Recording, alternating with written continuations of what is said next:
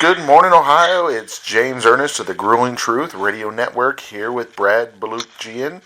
He is the author of The Wax Pack on the Open Road in Search of Baseball Afterlife.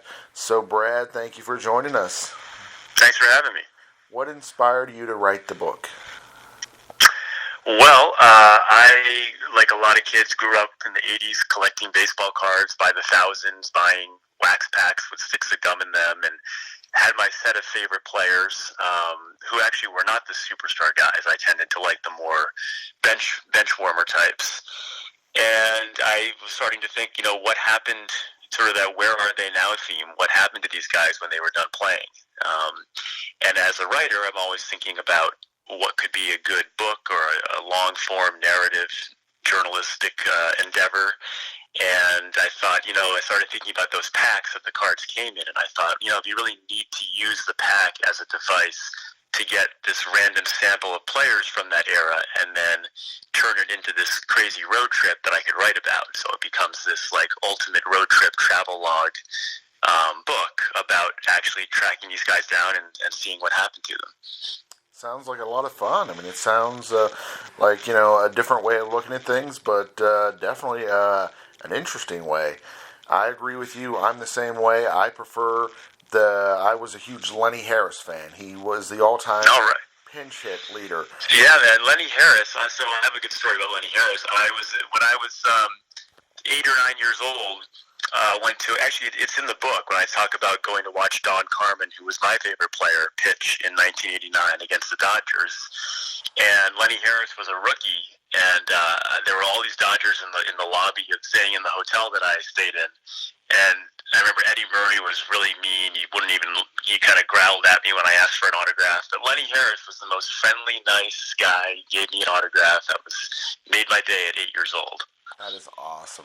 Yeah, I was going to say, he always seemed like such a great guy, and then, of course, big fan because, he seemed like he played every dang position on the field. Whatever they needed him to do, he would step up and be a team guy. Exactly. I love those guys. The utility guys are great. Did you play baseball as a kid? A little bit. Little League, I was always, I was kind of a shy kid and not very confident, and so I liked base running and fielding, but hitting was too much pressure for me. I would get too nervous, so I never really stayed in beyond Little League. Which year and brand was the pack of cards? 1986 Topps. Yeah, I was going to say, you can't go wrong with Topps. They're the best.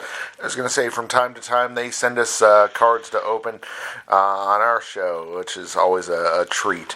That's great. Yeah, they were great. They gave us permission to print the pictures of the cards and use the basic look of the pack for the cover, so I'm really grateful to Topps. Oh, yeah, they're great folks.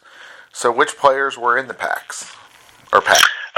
Well, we had a whole range from Hall of Famers like Carlton Fisk, then there was Doc Gooden, superstars like that, all the way down to Jaime Kokenauer, who people probably don't remember. But most of the guys had pretty good careers. Lee Mazzilli, Richie Hebner, Rance Mullenix, Gary Templeton, Randy Reddy. There were 14 players in all. And all but one was still alive. So Al Cowens had passed away in 2002. So for his chapter, I go and retrace his childhood in Compton, California, and meet up with his cousin and his son, and could still tell his story. That's not the same Al Cowens we're thinking of, is it? Well, you're probably thinking of Al Cowlings, the guy, the OJ guy? Yeah, so different name. Okay, yeah. Cool. Yeah.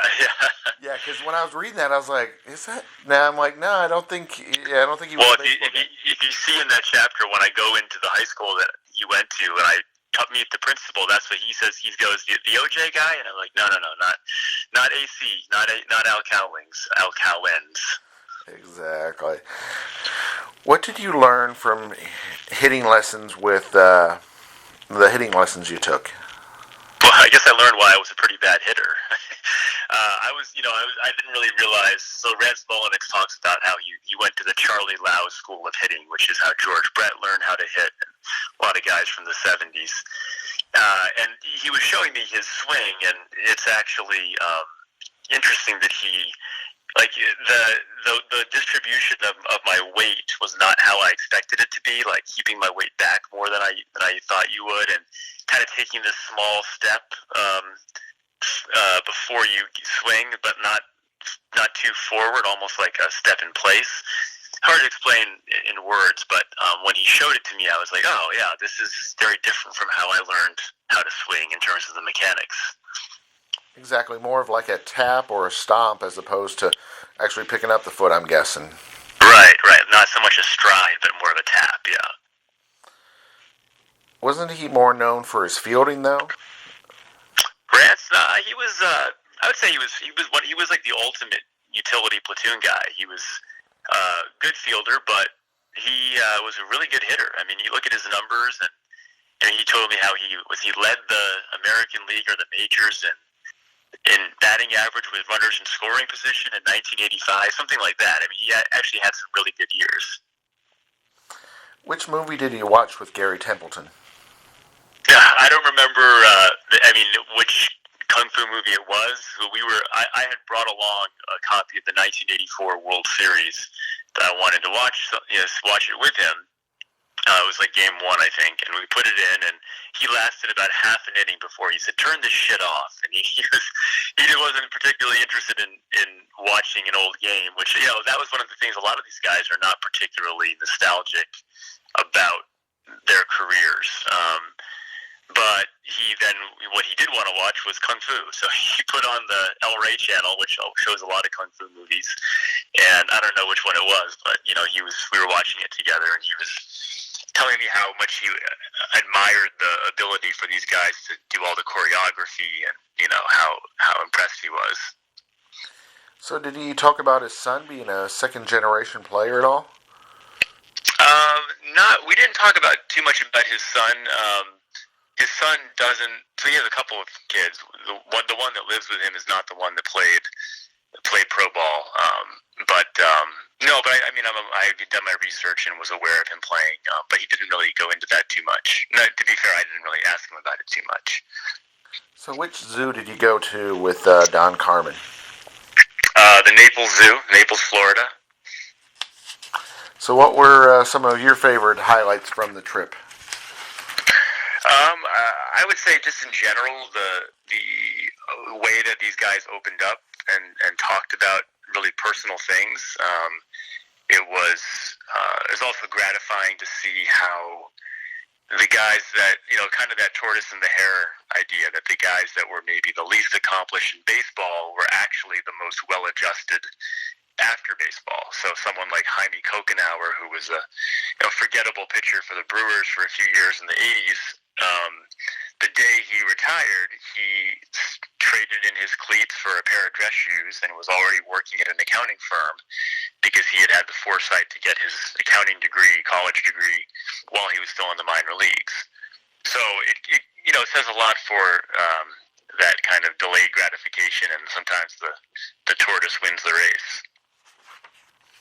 With Don Carmen, what type of what do sports psychologists do? Well, they do what any psychologist does, which is to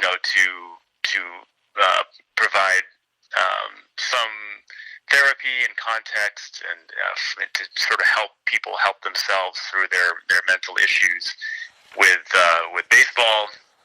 He's the psychologist for Scott Boras, the super agent. So he works with Boras's clients. I mean, the biggest names in the game, like Bryce Harper and Steven Strasburg.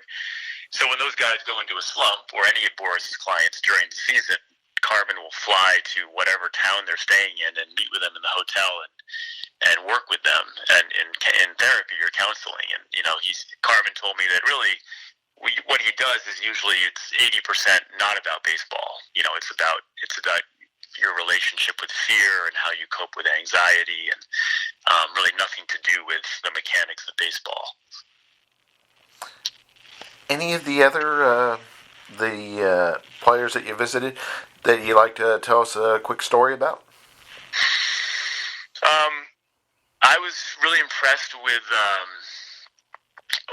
Steve Yeager, a catcher for the Dodgers, who, from everything I had read, he was this sort of outspoken outspoken, brash, confident guy, which he was, but I also appreciated that when I started asking about his childhood and his home life, that he opened up to me and told me about how hard it was as his dad being an alcoholic and how that affected him, but also how he's turned that around in the way that he has a good relationship with his own son. Awesome. So, where's the best place to get the book at? Well, I ask people to go to waxpackbook.com, and from there you can get links to buy it at several places. During the whole pandemic, I encourage people to go to their local bookstore, order through them, so we can support those local businesses. Also, I'm on Twitter at waxpackbook, and one of the nice things that's come out of this whole pandemic is that several of us with baseball books coming out now who had our book tours completely scuttled by the whole thing, we've all come together to form this group called the Pandemic Baseball Book Club, where we're actually working together to promote each other's books. So the founders are me, Eric Nussbaum, who wrote Stealing Home, Jason Turbo, Anika Orok, and if you go to pbbclub.com, you can see more about that. Sounds great. So, pbbclub.com, you said? Yeah. Yep. Excellent. Thank you, Brad, for joining us today. All right. Well, thanks for having me on. My pleasure.